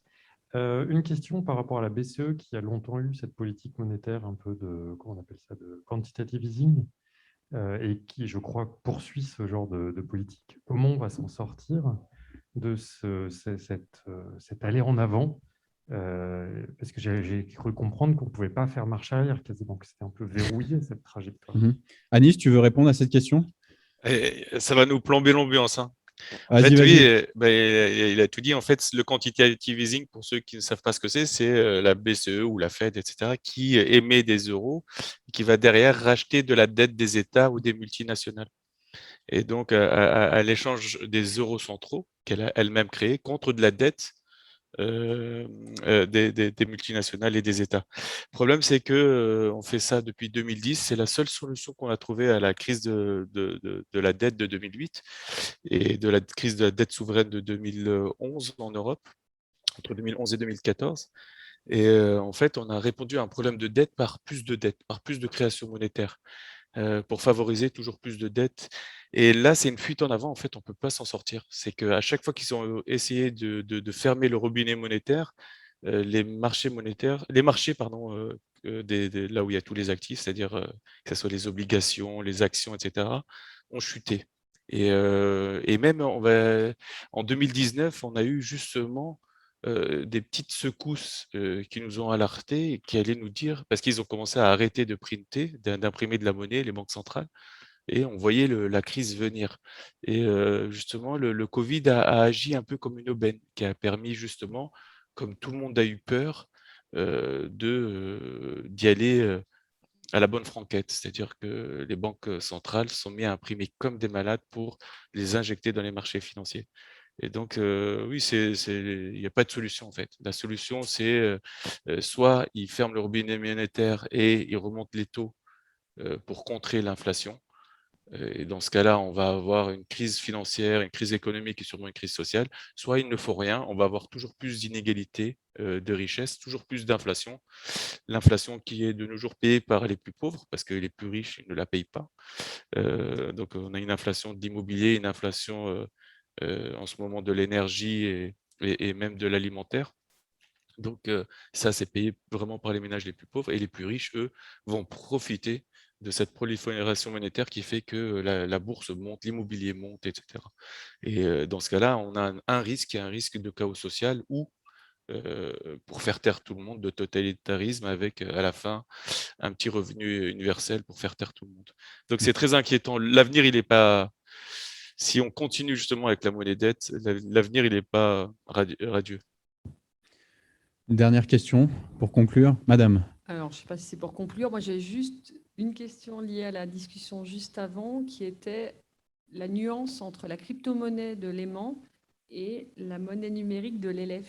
Est-ce qu'on peut être plus précis sur ce qui fait leur différence? Dans l'idée, les deux sont des monnaies complémentaires et locales. La monnaie, l'élève, c'est du papier, dans un premier temps, et une utilisation numérique par l'intermédiaire d'une plateforme qui s'appelle Cyclos. C'est, je ne sais pas, tu l'expliquerais peut-être mieux que moi. Ça va être une... Non, tu sauras l'expliquer mieux que moi ou pas? C'est juste une plateforme d'échange. C'est quelqu'un, c'est pour ça que je parlais de décentralisation tout à l'heure. C'est un acteur qui va centraliser nos transactions, on va dire, en numérique. Une blockchain, c'est quelque chose qui sera autonome. Vous avez, si toutes les personnes de la salle, on s'accordait ce soir à créer une blockchain, on a tous un ordinateur chez nous, on pourrait agrémenter avec plusieurs ordinateurs, des centrales informatiques dans tous les sens, et on serait tous, nous, producteurs de la machine, validateurs du coup des transactions. Et du coup, en fait, nous, on ne travaille pas humainement, mais c'est la machine qui travaille pour nous. Et c'est ça qui devient problématique. Comme tu disais tout à l'heure, le fait de centraliser parfois la machine qui va calculer pour nous, et ben forcément, ça pourrait éviter et résoudre un petit peu ces problématiques énergétiques. Mais c'est vraiment de se dire que c'est une technologie. Blockchain égale technologie, comme si on utilisait Internet, mais c'est un Internet, pour certains, un Internet en mieux, et alors qu'à la base, on aimerait utiliser nos monnaies locales. On les utilise en numérique, mais le but juste serait d'utiliser en papier. Enfin, pour moi, le plus vertueux, ce serait ça. Donc l'élève a choisi une technologie la moins énergivore finalement. Oui, pour schématiser de manière très simple, c'est l'équivalent juste d'un tableur Excel. Et on comptabilise les entrées et les sorties. Il n'y a pas de création de richesse, il n'y a pas de bascule, il n'y a pas de transfert, il n'y a pas d'intérêt, il n'y a pas de décote, ce genre de choses. C'est juste, on comptabilise les transferts d'un point de vue numérique. Je fais extrêmement simple, parce que c'est un peu plus, c'est plus nuancé que ça, évidemment. Puis, à la limite, ce qui différencierait vraiment les choses, si on passe sous la blockchain, comme là on est sur un tableur qui est très simple, la blockchain dit, nous avons une transaction, tous les deux, d'un élève, elle est inscrite dans la blockchain. Et là, il faut rentrer dans les détails de comment est-ce que ça fonctionne. Il y a la transaction qui va être notée, le validateur de la transaction, toutes les autres transactions vont être notées dans un bloc. Imaginons que c'est un fichier informatique. On a le premier fichier informatique, puis on va en créer un second, le deuxième bloc de notre blockchain. Dans ce deuxième, on va mettre toutes les transactions qui sont dans le premier bloc. On les répercute dans le deuxième. Dans le deuxième, on ajoute les nouvelles transactions, les validateurs, tout un tas de codes informatiques. On ajoute un troisième. Dans le troisième, on mettra le premier, le second, et ainsi de suite. En fait, vous arrivez avec une banque de données qui est assez importante, et c'est pour ça que ça demande justement aux ordinateurs cette force de calcul. Mais voilà, c'est un discours d'informaticien et on va perdre tout le monde. Non, mais c'était intéressant de préciser qu'il n'y ait pas d'amalgame entre un blockchain qui est peut-être abstrait pour beaucoup d'entre nous et le choix numérique de l'élève. Enfin, je trouve. Et ma question première, c'était pour qu'on revienne au fonds de garantie, puisque l'élève est indexé à l'euro. Peut-être. Enfin, ma question, c'est justement, il est indexé au marché financier. Qu'est-ce qu'on peut faire pour éviter de participer, puisqu'on donne on met à disposition, donc c'est le choix de la banque aussi avec laquelle on collabore, c'est ça? Bien sûr. Déjà, je reviens juste sur le numérique. La question, l'enjeu du numérique, ce n'était pas d'inventer une autre manière de faire, parce qu'on aurait pu faire ça aussi en se disant, tiens, on fait la promotion d'une technologie un peu plus élevée. L'intention initiale, je reconnecte toujours à l'intention de la monnaie autrement, c'est-à-dire toucher un maximum de public, sensibiliser, faire de la pédagogie autour de l'économie et de l'argent. Le numérique, ça permettait de faciliter les grands échanges, mais aussi d'aller vers des nouveaux publics un peu plus jeunes, et on a pu quand même le constater un peu. Et donc, c'est aussi quelque chose qu'on a visé. Ensuite, sur le fonds de garantie, alors c'est quoi un fonds de garantie? On a dit qu'il y a 100 000 élèves qui circulent sur le territoire, d'accord? Eh bien, on a ces 100 000 élèves qui sont stockés en banque. C'est la loi qui veut ça. C'est-à-dire que si demain, on arrête la monnaie, l'élève, on veut fermer l'élève, eh ben, on pourra rembourser toutes les personnes qui ont des élèves en poche, si vous le souhaitez. Et du coup, le fonds de garantie sert à ça, à dire on stocke et on ne peut pas utiliser cet argent-là pour financer l'association dans son quotidien, payer les salariés, payer les salles, payer les buffets que vous avez pu boire ce soir, etc. Ce n'est pas ça. Le fonds de garantie, donc effectivement, il est dans une banque, donc au Crédit Coopératif à Annecy, pour nous. Et effectivement, on est en lien avec les banques. Ce n'est pas un système parfait, on ne peut pas s'en affranchir totalement si on veut respecter la loi. Après, on peut toujours faire des écarts. Je sais qu'il y a des monnaies complémentaires en France, mais qui sont très surveillées par l'État et qui viennent leur chercher des noises en disant non, nous, on ne stocke pas notre argent à la banque. On a d'autres fonds de garantie dans notre coffre-fort chez nous, mais ça n'enlève en rien du fait que s'il y a un effondrement de la monnaie globale en France, eh ben, l'argent qui est stocké dans un coffre-fort ou l'argent qui est stocké à la banque de manière virtuelle, eh ben, il se passera globalement la même chose. Pas tout à fait la même vitesse, mais globalement la même chose. Ça répond à ta question? Oui, ce que disait Anis tout à l'heure, c'est l'utilisation qu'en fait la banque derrière. Moi, je me souviens qu'on avait imposé que l'usage de cet argent sur fonds de garantie est disponible pour de l'économie réelle. Oui, donc on a posé au Crédit Coopératif qui doit utiliser cet argent-là pour financer des projets d'acteurs locaux. Mais c'est toujours difficile d'avoir un contrôle parce que ces 100 000 élèves, ces 100 000 euros sont noyés dans le budget global, dans les ressources globales du Crédit Coopératif. Et nous, on n'a aucun pouvoir pour dire réellement ça. Par contre, on fait du lobbying et puis on les embête assez régulièrement pour dire « vous faites quoi de notre argent ?» Donc, au moins, on les pousse à financer des acteurs locaux. Voilà. C'est aller vers les banques les plus vertueuses possibles, mais il n'y en a aucune qui est parfaite. Bien. On pourrait en parler toute la nuit, hein. Mais on est un peu pris par le temps, malheureusement, donc ce sera le mot de la fin. Tu voulais rajouter un dernier petit mot pour conclure, peut-être? Non, Sébastien Ouais, moi, je vous invite juste, il y a Patrick Vivray qui était venu faire une conférence il y a 10 ans tout rond, et il avait dit une chose qui m'avait fort marqué, c'est-à-dire quand on parle de valeurs, de bénéfices, de bénévolat, c'est des choses, quand on les sort de leur contexte, quand on les sort pas de leur contexte, ça fait référence à des éléments économiques. Le bénévole, ce n'est pas quelqu'un qui travaille gratuitement dans une association, c'est quelqu'un qui veut le bien, auquel on oppose le malévolat, quelqu'un qui veut le mal. Et lui, il pose l'hypothèse qu'on est dans un monde de lucravola, donc un monde où on cherche à faire de l'argent, qui est amoral, pas immoral, mais amoral, il n'y a pas de morale. Quand on parle de bénéfice, c'est souvent la plus-value financière d'une structure, d'une organisation. Le bénéfice, ça vient du latin benefatio, le bienfait. Et mon terme préféré, c'est valeur, et je finirai là-dessus. C'est le valeur, la racine latine, c'est valorum, mais la racine grecque, c'est eros. Alors, eros, ce n'est pas le sexe, mais c'est la force de vie, à laquelle on oppose thanatos, la force de mort. Et du coup, c'est comment notre économie, ce qu'on fait avec l'élève, mais ce qu'on fait avec d'autres outils encore, rajoute de la force de vie sur notre territoire. Il n'y a rien d'ésotérique là derrière, mais comment on augmente et on améliore les liens entre les personnes, comment on améliore le lien et la qualité du lien avec l'environnement, avec nos structures, qu'on soit plus résilient et qu'on ne propose pas de la force de destruction, qu'on détruit l'environnement, qu'on détruit les liens, qu'on détruit la construction sociale. Voilà, je finirai là-dessus. Les monnaies complémentaires servent essentiellement à de l'éros, et c'est plutôt chouette. Merci pour cette conclusion, Seb. On peut applaudir, oui, à nouveau nos 4 intervenants, Anis Lagenev, Valentin Voisin, Sébastien Kraft, Christophe Tollet. Merci à vous.